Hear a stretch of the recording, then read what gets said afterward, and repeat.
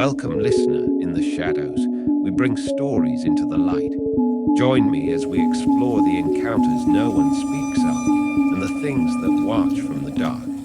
You were never supposed to see this, but since you have, you might as well wear it. From the vaults of the shadows, a new collection of unsettling apparel and artifacts pulled straight from the stories that were never meant to surface. Soft, worn-in shirts and hoodies that feel like something you dug out of a locked trunk in an abandoned ranger station. This isn't just merch, it's evidence. Project Wintermute, a recovered descent into Echo-9, Chapter 1, Arrival. I didn't think the landing strip would still be here. But when you carve flat ground out of permafrost and Cold War paranoia, I guess it lasts longer than the people who built it. The pilot didn't linger. He dropped me with barely a nod, rotors still spinning, engine hungry to leave. I can't blame him. You mention Echo-9 to anyone in Fairbanks, and they get that look, like you just said something you weren't supposed to know. A flinch that doesn't quite reach the face, but you feel it in the silence that follows. The air out here is wrong, still, dead still. No wind, no movement, just the sound of your own blood in your ears. The snow's soft but muffled, like walking across powdered insulation. Even the light feels dulled, as if the sky's been holding its breath for years. Site Echo-9 rises up from the tundra like the back of some buried thing, a brutalist monolith of oxidized steel and cracked concrete, partially swallowed by drifts and time. No markings, no signage, just a slanted entry hatch half covered in frost and rust, sealed tight like a vault. It took 10 minutes to get the outer hatch open. The bolts had fused with cold and disuse. No alarms, no locks, just silence and stubborn metal. And the moment I stepped inside, the hatch closed behind me, not slammed, not sudden, just shut, like the place had been waiting for that moment. At first, it was pitch black. My breath fogged in the cold and hung around me motionless. Then the lights began to flicker on, one panel at a time, not all at once. Only the ones directly above me, and always just a few steps ahead. When I moved forward, they followed. When I turned around, the ones behind me blinked out again. I was being herded. The floor creaked with age. My footsteps echoed down the corridor, long, narrow, ribbed with exposed cable conduits and frost-laced vents. I passed what looked like broken dormitories, a locker room with peeling safety posters, and finally reached the facility's main junction point, a sunken hub the map called the atrium.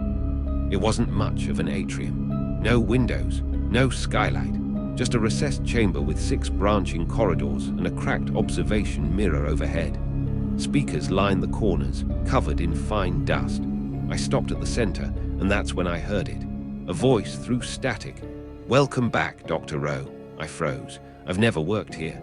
Never even seen this place outside of black and white satellite maps and declassified floor plans. But the voice knew my name. It wasn't a recording. There was hesitation, inflection, the kind of pauses machines don't know how to leave. I asked who was speaking.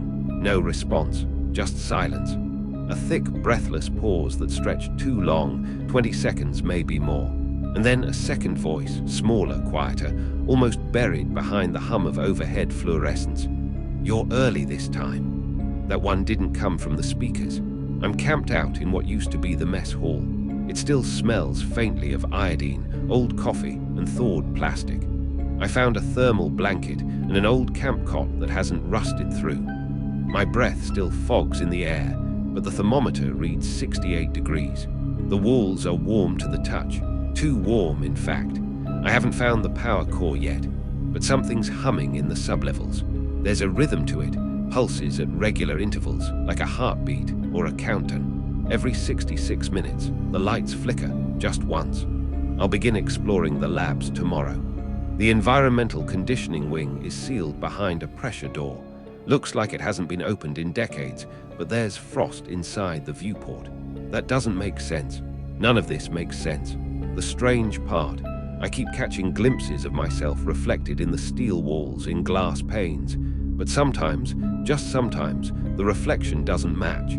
It lags, or it doesn't blink, or it's smiling when I'm not. Something here knows me. Something here remembers me. I'll sleep now if the lights let me. Chapter 2, The Whispered Room I Barely Slept. There was a low vibration under the cot, dull, mechanical, like the hum of a generator buried in bone. It wasn't constant. It came in slow waves, like something stirring far below the foundation, and then settling again, like it changed its mind about waking. When I did drift off, it wasn't restful. I dreamed of corridors that turned without corners, of elevators filled with fog, and a man in my coat, watching me from inside them. I dreamed of voices speaking in backward syllables, and the scent of ozone hanging in rooms I'd never entered. And when I woke up, the cot had moved, just slightly, maybe an inch or two, enough to unnerve. I'd marked the floor beneath it in chalk before turning in just a habit. I work in places that creak and shift, but the legs no longer lined up. It wasn't the only thing. My recorder was running. I hadn't turned it on. Playback ran for 6 minutes and 12 seconds, static mostly, then soft scratching like a fingertip moving across fabric. Then a voice, my voice. I don't remember this part. Pause. We shouldn't be here yet. We're not ready. The thing is, I never said that. Not then, not ever. I made my way back to the central junction after eating what passed for breakfast, an MRE that somehow tasted more artificial than the air here. The lights were waiting again, snapping on ahead of my footsteps like breadcrumbs. But this time, they led me to a different wing. The door to the environmental conditioning wing was open. Not wide, just a few inches, but it had been sealed the night before. I remember the hiss of cold air against the viewport and the frost forming along the interior seal. Now, the frost was gone. The air inside was warm and dry, like something had been breathing in there. I called out. My voice came back wrong, not echoed, repeated. Same tone, same pace, but just slightly quieter, like someone was practicing me. Inside, the hallway curved gently to the left, lined with numbered labs and empty offices. Each door had a reinforced viewport. Most of them were dark. A few flickered with failing fluorescence. Room 312 was glowing dimly red from within, like a sleep mode that had never shut off. I pushed the door open. No equipment, no desk, just a single chair in the center of the room and mirrors, floor to ceiling on every wall. The chair was still warm. I don't know why I touched it. I don't know why I sat, but I did. The lights dimmed the moment I did, not all the way, just enough to deepen the shadows at the corners. I looked into the mirrors and saw myself, but not just once. 16 versions of myself surrounding me from every angle, and not all of them moved when I did. One blinked before I did. One turned its head slightly after. One stared back without emotion at all, just glassy-eyed and pale and unfamiliar in ways that made my jaw tighten. I stood. One of them didn't. I stepped forward. One stepped back. I leaned in. One leaned away, like it was rehearsing me.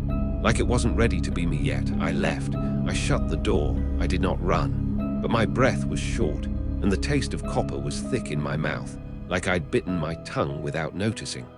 When I returned to the atrium hub, the corridor lights stayed on behind me. That was new. I sat in silence for a long time, watching, listening. The speakers above the observation mirror hummed, faintly, just below hearing. But when I pressed my ear close, I could make out a recording under the static. Do not let the subject become aware of the environmental cues. Incremental exposure only, auditory mimicry limited to passive subjects. And then, in my voice, he's not reacting the way we'd hoped. This place isn't abandoned. Not really. It's stalled, waiting for something to finish, or someone to fit. Tomorrow I go deeper. Chapter 3, below the glass, I took the north corridor this morning. I'd marked it on the initial schematic as non-essential, a maintenance route connecting the atrium to the sub-level HVAC cluster. But last night, while reviewing the footage from my body cam, I noticed something strange. There was a door in the background that hadn't been there before. It had no room number, no warning placard. It just was. Matte black, slightly ajar, visible only for a single frame as I passed a hallway junction. I rewound the footage 6 times. It flickered, on and off.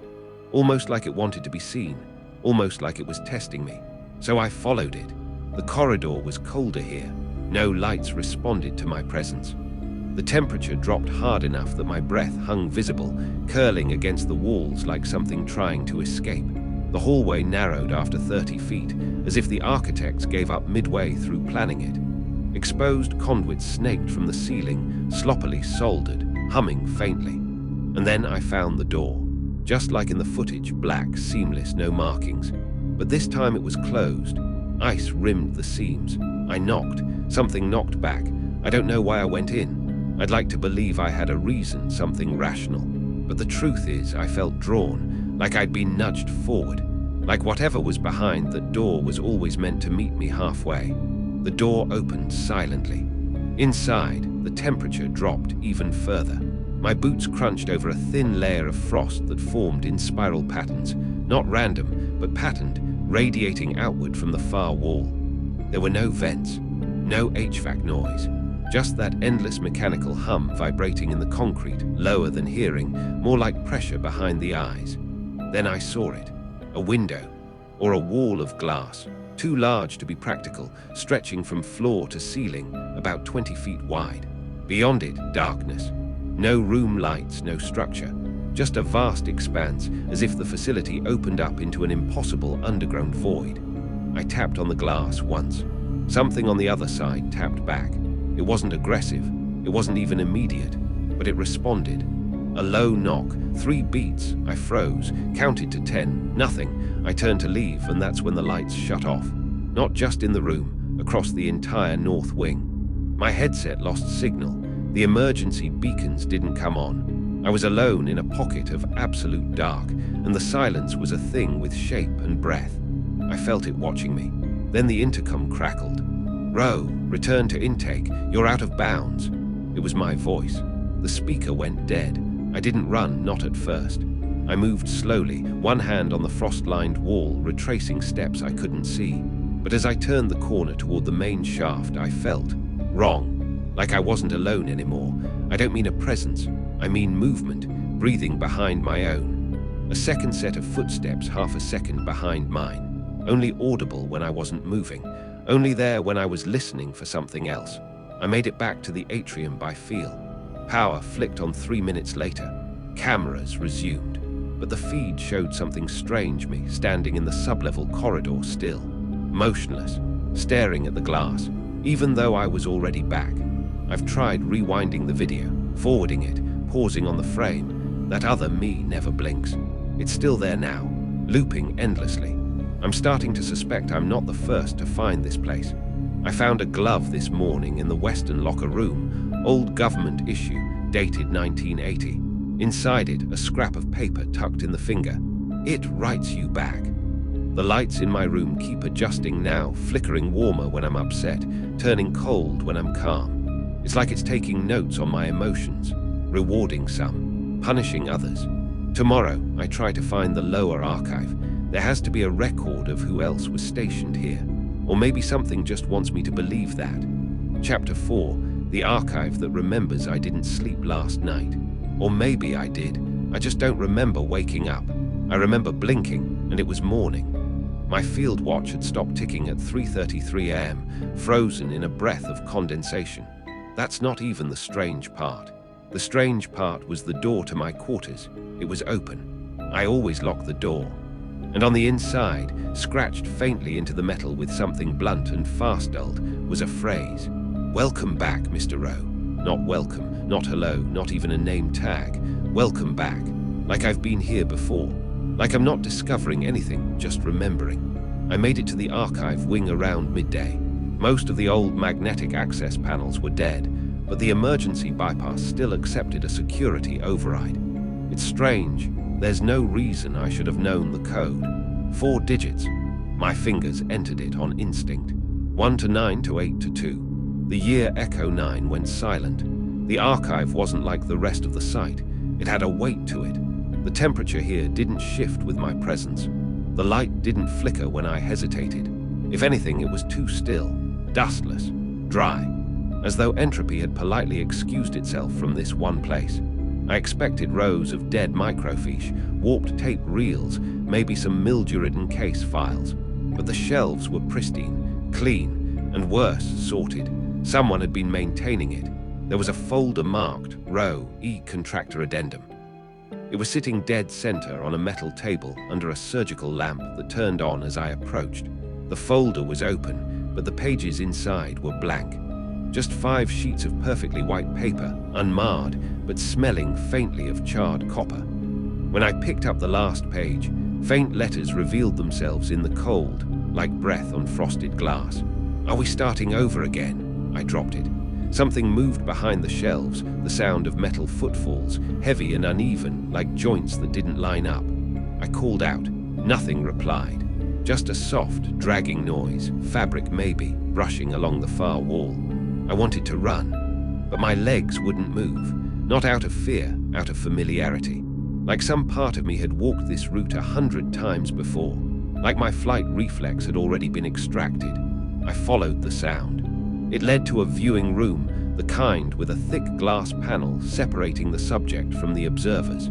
There was a single chair inside, restraints still bolted to the arms, a rusted drain at the center of the floor, and scrawled along the window in permanent marker, shaky and half erased by time. "He lives in the feedback." When I flipped on the monitor, a video feed flickered to life. Static, then the viewing room. Except it was already occupied. I froze. There, strapped into the chair, was me, or something wearing my face. Mouth slightly agape, head tilted, skin waxy but blinking. The me on screen turned slowly to face the camera. Then it mouthed something. I couldn't hear it, so I turned on the intercom. Just one word hissed through the speaker like steam escaping a kettle. "Stay." The feed cut out. I slammed the terminal shut and left the archive at a full sprint. But the hallway didn't match the one I came through. The signs had changed. There were new corridors, dead ends where exits should be. At some point I passed a mirror I didn't remember. In it, my reflection kept walking 3 steps after I stopped. It was delayed. I made it back to my quarters an hour ago. I checked the body cam footage. There's nothing in the archive, just empty shelves, no folder, no video feed, no chair, no mirror. But the file marked Row E is sitting on my bunk now. This time it's closed, and it's heavier. Chapter 5, Sublevel 3, the pulsing starts before I even reach the lower stairwell. It isn't audible in the usual sense, not a noise exactly. More like a pressure behind the eyes, a weightless shudder in my molars. The Geiger readout doesn't budge. Neither does the oxygen level. But my hands keep shaking like I've stepped into a drop in air pressure no one else can feel. Sublevel 3 wasn't on any of the site schematics. I found it by accident, or maybe not. There was a corridor sealed behind an old climate control bulkhead. In sector, see, the metal looked melted along the edges, like someone tried to weld it shut from both sides. Took me an hour with the plasma torch to burn through. The stairs beyond descended at an awkward pitch, too steep. Industrial, but wrong, every 5th step shorter than the others, like a stutter in the builder's logic. The air grew colder. The lights, automated as before, stayed on, but now they felt anticipatory, flickering ahead of me like breadcrumbs on a rail. Then the humming began. It was coming from beneath, not electric, not mechanical, low, resonant, like someone playing a cello string across bone. It made the glass on my watch face vibrate. When I reached the bottom, I found a door with no handle, no signage, just a black panel mounted beside it. I pressed my hand against it. It accepted me. The door opened on pneumatic hinges and released a rush of air that smelled like metal filings and wet rock. Inside was not what I expected. A long circular room, maybe 60 feet across. No consoles, no reactors, no bodies. Just a ring of speakers set into the walls at precise intervals, all of them humming faintly, modulating pitch like breath patterns. And in the center of the room, a chair. The same one from the archive feed, I swear it. And someone was in it. From behind, it looked like a person, dark jumpsuit, head bowed, unmoving. I crept closer, 1 foot at a time. Every instinct in my body screamed to turn around. But I didn't. I had to see. When I reached the front of the chair, I almost vomited. The thing in the chair wasn't alive. Or if it had been, it wasn't anymore. The body was rigid, brittle-looking, like it had dried in a scream and then folded in on itself. But its face was still soft. Too soft. And it was my face. Not like me, not similar, exactly me. Down to the mole under the eye, the chipped tooth on the left canine. I touched my face instinctively, and it moved, not the body, the copy of me. Its eyes snapped open. White, not pupil-less, just white. Milky, cataracted orbs that fixed on me as the speakers all let out a harmonic pulse in unison. The lights dimmed. Then the thing said in my voice, "You're not done yet." I ran. The stairwell was longer going up. At least it felt that way. Every turn, every landing seemed to grow by a foot, then 2, then 5. I stopped only once when I realized the hum had followed me. But this time it wasn't external. It was in my lungs. Something's changed. I can feel it. My reflection is slower to respond. My shadow doesn't match my movements unless I concentrate. My voice recorder captured 30 extra seconds of static after I stopped speaking, and when I played it back, I heard myself whisper, "Day 13. The replication is complete." But it's day 5, isn't it?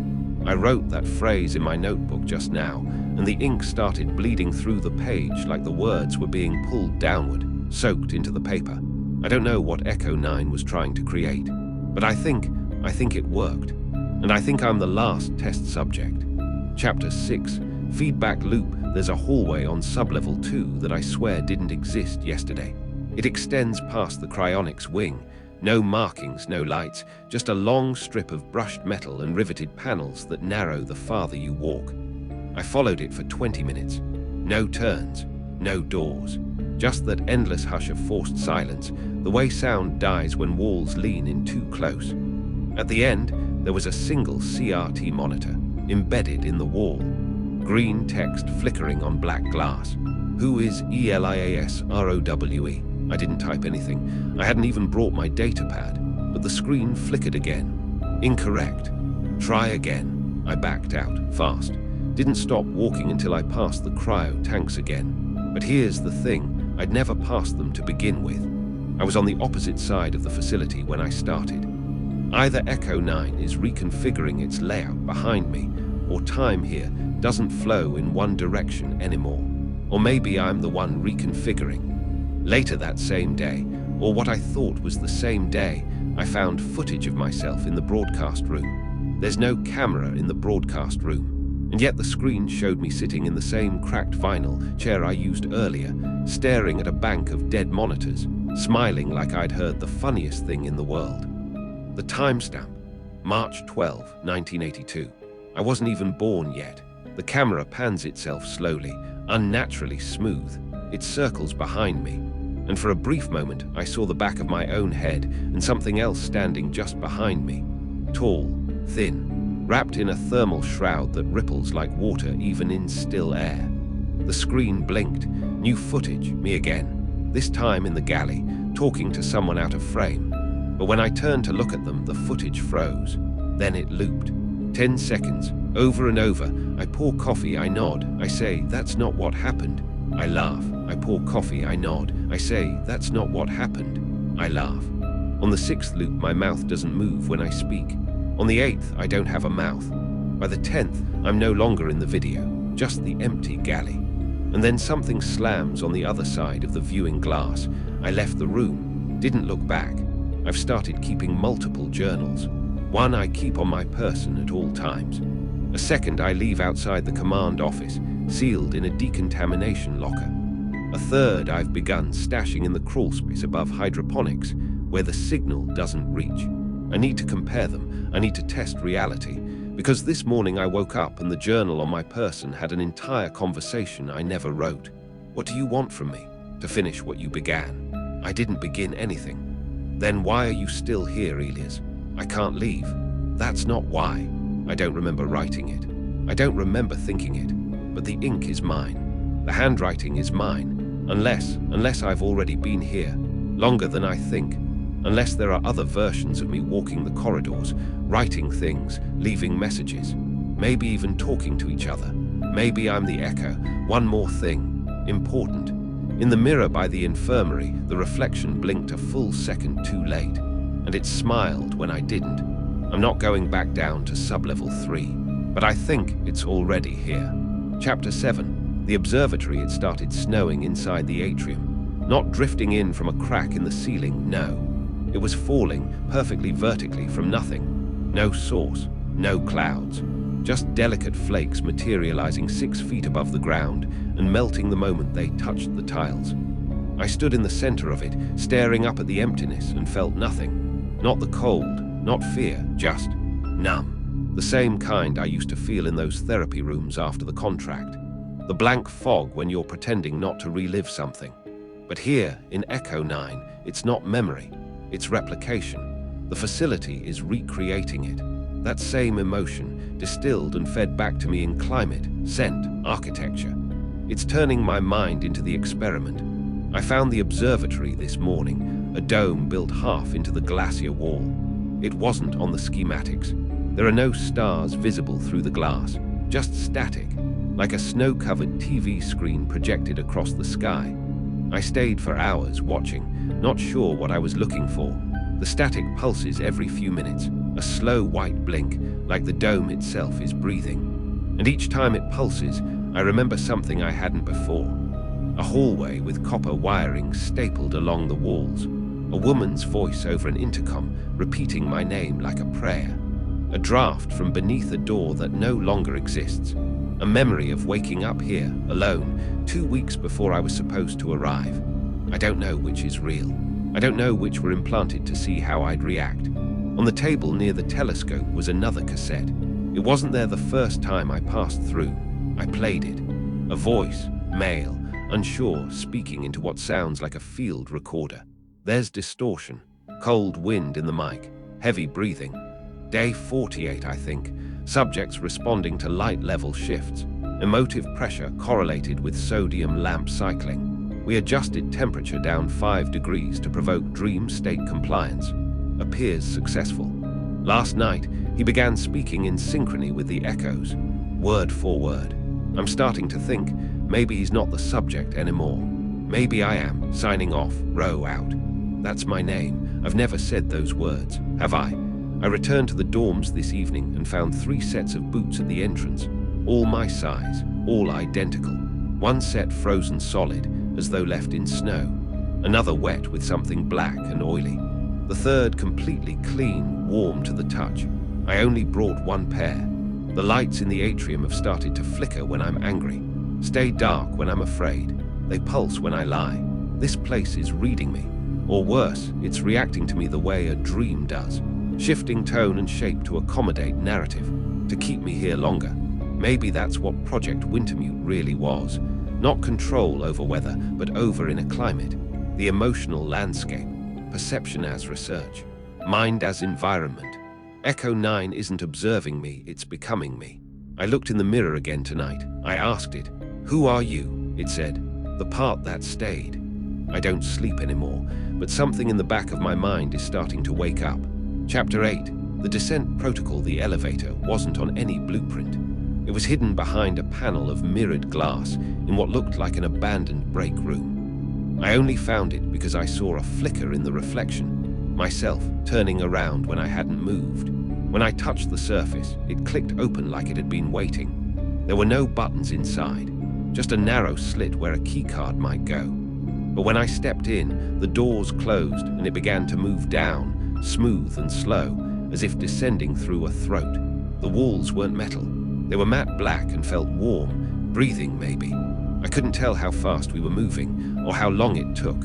The lights overhead blinked in a sequence, red, then white, then off, over and over again. I stopped trying to measure it. Eventually it opened, and I stepped out into a place that wasn't built. It was grown. The corridor sloped downward, carved into glacier ice, but lined with metal mesh, like veins had been woven through the walls. Above me, cables twisted like roots. The floor pulsed faintly under my boots, soft as packed snow. No signs, no markings, just the subtle hum of machinery that wasn't there yesterday. I followed it, because by now I understood. Echo-9 is leading me, and I think it always was. At the end of the corridor was the control chamber. At least, that's what I thought it was.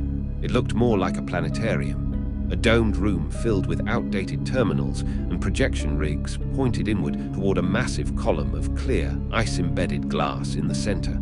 Inside the glass, a shape. Human, almost. naked, suspended in a fetal curl, tubes threading from skull to spine. Its skin was translucent, stretched thin. Antlers, not bone but metal, bloomed from the head in a spiral, tangled into the ceiling. And it was breathing. It looked like me, older, emaciated, but still me. The intercom clicked on. Elias Rowe, you have reached terminal observation point. I didn't move. You are presently in breach of the descent protocol. Do you acknowledge containment clause N8? I didn't speak. Proceeding with continuation script. The projectors around the room flickered to life. On each screen, me, from different angles, walking halls I'd never seen, standing in rooms I never entered, whispering words I don't remember saying. It needs a mind like mine. He's the control, I'm the test. Let it finish the story. The voice wasn't quite mine anymore, slightly deeper, distorted like it had passed through layers of ice, or time. I turned to leave and froze, because I was already standing in the doorway watching me. Same face, same eyes, same coat frayed at the cuffs. He didn't move, neither did I, until the power blinked out. In total darkness I ran. I think I did, or maybe I never left. Maybe I'm still in that room, looking at the version of myself who arrived when I left. Maybe that was the point. I'm writing this from a comms terminal I don't remember finding. There's no exit, only this screen, only these words. I think the project's goal wasn't atmospheric control. It was containment of the self. Selfhood was the variable. Consciousness under stress, split across fabricated time loops, emotional triggers, physical simulations. A facility built not to research the world, but to erode its observers until the only thing left to observe is the breakdown. I am not the first Elias Rowe. I'm just the latest playback. Chapter 9, Playback Drift. There's a room beneath the control chamber, hidden beneath a panel that shouldn't exist. The air is warmer down here, not in a comforting way, in a wet, lung-like way, like the inside of something living. The walls pulse faintly under the emergency light strip, coated in condensation that tastes like copper when it hits the back of your throat. It's silent down here, not quiet, silent, like sound itself is being eaten. I found a terminal embedded in the wall, old, keyed, no screen, and beside it a tape deck, actual magnetic tape, marked with my name, ROWE Cycle 18. I didn't know I was trembling until my hand hit the play button and recoiled like it burned. The tape word. And then I heard myself speak. If you're listening, you've made it further than the last one. The voice was mine, but more tired, scraped thin, like it had been speaking for a long, long time. This isn't the first time you've come here. It's not even the first version of you. Echo-9 doesn't store data in drives. It stores them in repetitions, emotional imprints, loops. We are the research. You are the recording. You are the drift. I stood still, barely breathing. The tape clicked, then resumed. You're going to want to fight this. You're going to try to leave. The problem is you already did. You left last time. You leave every time. And it always brings you back because you don't remember why. So here it is. You volunteered. You agreed to become the variable, the memory wipes, the psychological distortion. All of it was part of the protocol. There's a name for what you are now, a recall ghost. I sat down, not because I wanted to, but because my legs did it before I could stop them. A recall ghost, a term buried in a file I once read years ago about consciousness echoes during long-term sensory deprivation tests.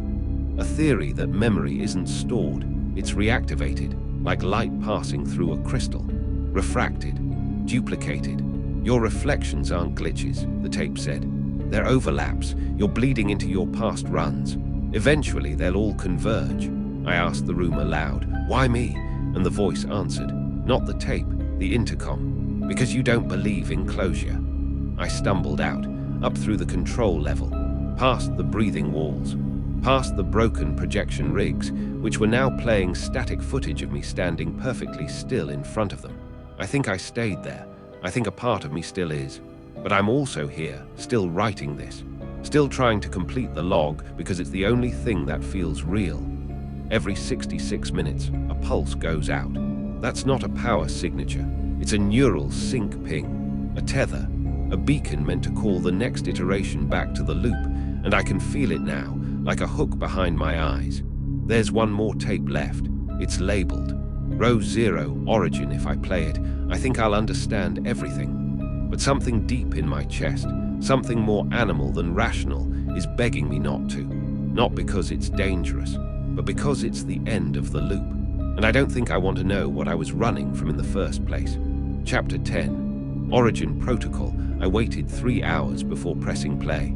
The last tape sat inside a steel case, tucked in the facility's mainframe vault.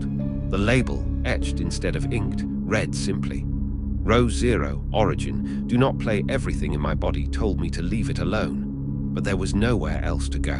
Not outside. There's no longer any certainty that a world exists out there. The cold hasn't touched me in days. Not really. I haven't eaten either. The thought doesn't occur like it should. I've become part of Echo-9. And it has become part of me.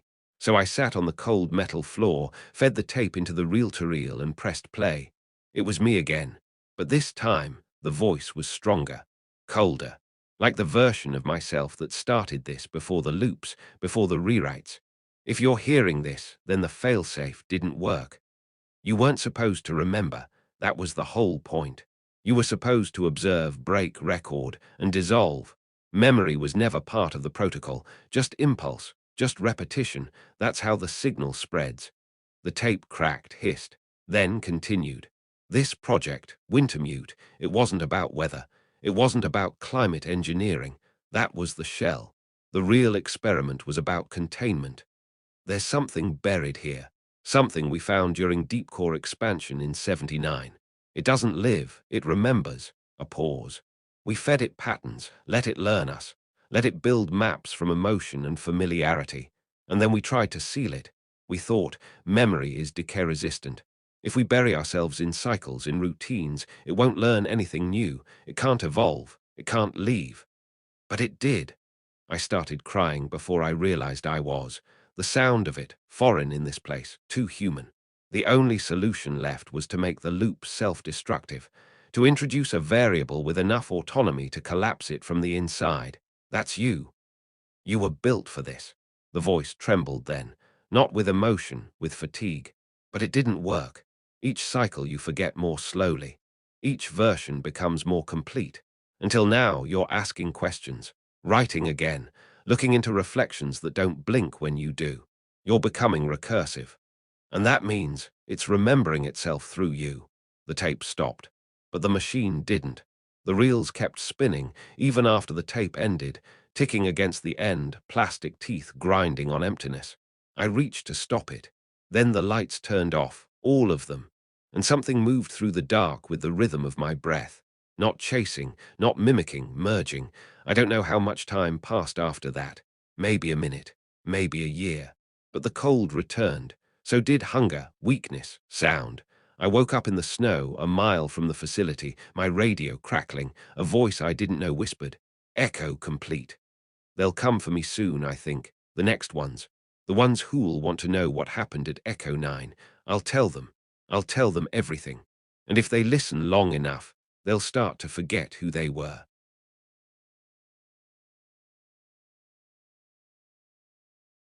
You made it back for now. But the things in the dark never truly leave, do they? They watch, they wait, and perhaps they remember you now too. If you want to hear more, if you dare to listen again, step back into the shadows. Like the video. Subscribe, but know this, some doors once opened do not close so easily.